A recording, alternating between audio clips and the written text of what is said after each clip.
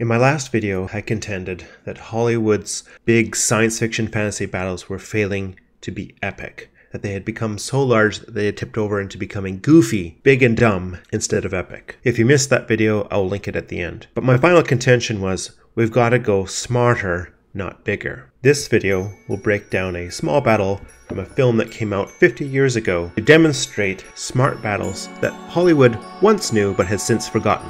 So stay a while and listen. The film is The Last Valley. It came out in 1971. Principal actors are Omar Sharif and Michael Caine, back when he was a young lead actor rather than supporting roles as a butler. The background is 1500s, 1600s. There's these big religious wars that are devastating Europe, but there's this one village that's escaped destruction because it's hidden away in this valley. Omar Sharif, as a teacher, stumbles upon this valley, and close on his heels comes Michael Caine as the captain of this small mercenary band. The villagers are understandably nervous because it looks like their secret is about to get out. There's some early conflict between these new arrivals, but then a new threat hits the valley. Another mercenary force led by Hansen discovers it. Their scouts escape, and Michael Caine notes that Hansen will be going back for more soldiers. The village's greatest strength was its secretness, and that secret seems to be getting out. And then it starts setting out some of the conditions of victory or defeat and what exactly they'll be up against. How many will Hansen tell about us and the valley? Enough for an effective attack. If he tells too many, he'll have his throat cut and the valley stolen from him. How many?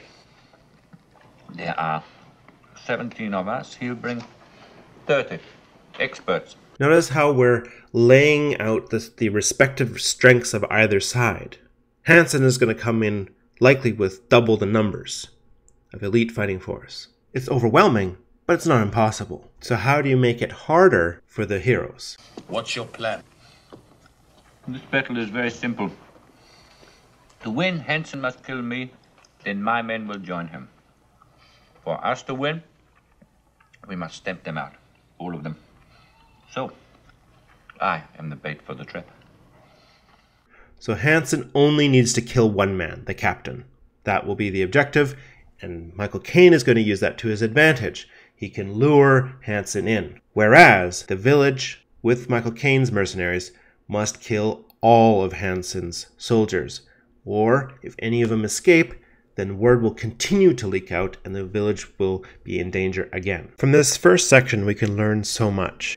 First, just in terms of war objectives, a captain is an objective. Holding a village that we spent some time learning about becomes an objective.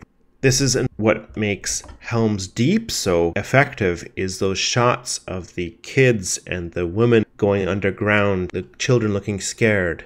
We care about the people that are being defended. But notice what we get when we have this finite enemy.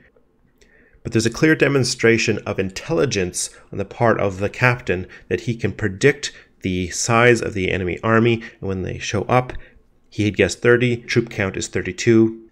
Furthermore, we have a far more visceral understanding of the strengths and weaknesses of either side, whether we're winning or losing, rather than this amorphous ball that kind of brawls in the center. To the extent that we know the limits of each side, it forces the opposing commanders to make clever use of the tools that they have. If you can just summon a larger army, at some point I don't care. But if there are a finite amount of soldiers and we're running out, now I care, now it matters, because we can't just summon another horde for the next battle. And then note here how there are phases to the battle, and this is so important to just not have this brawl. Hansen comes into the pass and then splits his forces. One to hit the left flank, one to hit the right flank. We have a sense of geography on where each are going. The second flank, the one without Hansen, gets hit by a couple ambushers. They shoot a few out of the trees, they chase some of them further into the forest, where they run into a much larger ambush, and fighting ensues. The second lesson to draw from here is a very simple one.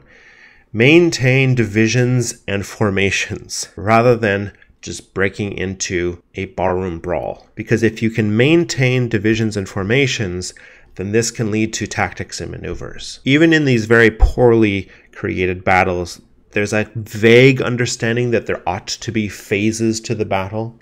But if you maintain formation, then there becomes focuses of battle, where here they're winning a high ground, there they're losing, here they're flanking. Instead of it just being a mosh pit, then we can see where the hero is making a difference or an impact on the battle, or where the villain is gaining the upper hand. Hansen's flank, however, reaches the bottom of the valley uncontested. And look here, just how well the terrain is set out so you can understand what is going on. High hill that Hansen's troops are coming down, flat plain in between, a river running through, a bridge. It will be the focal point in which the villagers and Michael Caine's remaining mercenary forces will have to hold. Hansen sees Michael Caine on his horse retreating up into the village, laughs, says Michael Caine is leaving the fighting to the villagers, and charges the barriers on the bridge. We again see the cleverness on the part of the defenders in preparation, having 2 layers of defense.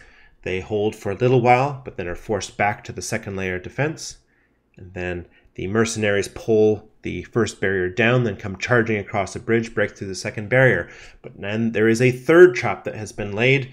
Villagers come rushing out behind it from a hidden spot behind this piles of hay. The battle swings back and forth. Michael Caine on his horse comes riding in closer, and then turns and realizes that's actually not Michael Caine. It's just his armor.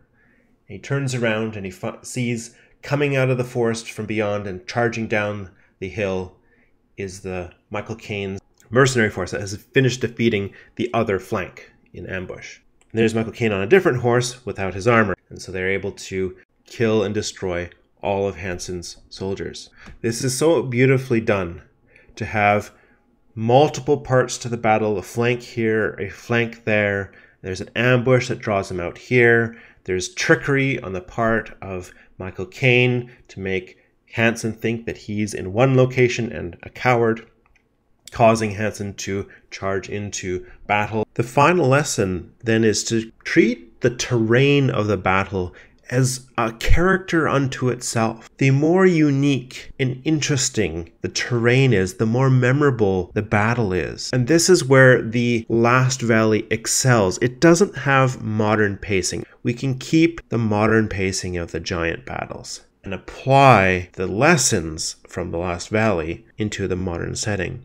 But the main one, the big piece that I tend to see from these giant battles of CGI is a laziness on imagining the terrain of battle. And this is where Last Valley excels. You know there's the high ridge leading down into the valley. You know there's the low flats and the river and the bridge and the village up above. You can see and imagine everything. This image right here, it's in the background where 2 characters are talking, but it's already setting up the place of battle. You just don't know it yet. And it reminds me of an observation from another YouTube channel called Every Frame a Painting on how Jackie Chan sets up his fight scenes. Let me show you the little clip. His framing is so clear that in every shot, he's setting up the next bit of action. Here, even though we're watching the stuntman, 2/3 of the frame is the staircase.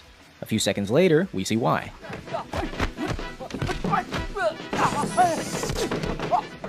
So in the same way, providing terrain in advance of the battle allows you to understand the battle afterwards when it's actually happening. And so I don't think it's an accident that some of the fantasy battles that were successful tend to be sieges, because sieges have its own sort of geography. The Battle of Helm's Deep has the main fortification that you can fall back on. There's the strong point, there's the lower wall, there's the ramp leading up, and it establishes that all ahead of time. And that itself is no accident, because Peter Jackson specifically talks about being influenced by such films as Zulu. And so when I say Hollywood, you're bad at making battles, it's not actually across the board. Their modern military battles are still good, for the most part. And it's not accidental that Rogue One, which was heavily influenced by modern military films, is the one Disney Star Wars film that gets the battles mostly right. And a lot of their historical fiction films are reasonably good. Very likely because they're pulling from actual historical events. They might have historians as consultants. But for some reason, a lot of fantasy and sci-fi, that just gets lost. They might need to hire some military science fiction authors as consultants. I don't know. But even when you don't have a siege, terrain matters. Very rarely is a battle in a random location. There's some river that's being held, a high ground that's one side has decided to take up position, and armies will modify the battlefield in unique and interesting ways. Digging ditches. Dig many ditches, just lots and lots of ditches. Many ditches. Once your first ditch is ready, build another one. You must always dig ditches and fortifications, and you can create your own interesting battle site because armies will do that. To conclude, you can make the forces overwhelming, just not impossible. Then the villain actually has to try hard and slam into the heroes. You want to give the heroes a hard time. You don't want to be in a position where the villain has to be dumb in order for the heroes not to die. You want the villains actively trying to make lives miserable for them. Powerful armies will do that. As far as the eye can see, armies will not. I'll have one addendum on cover and space battles, and then I'm going to turn to other topics. On a final note, just want to say thank you to everyone that's been watching, liking, commenting, subscribing my videos. Never expected my third video to hit 5,000, pushing 6,000 views. So we'll see where things go from here. But join me next time and we'll read some books.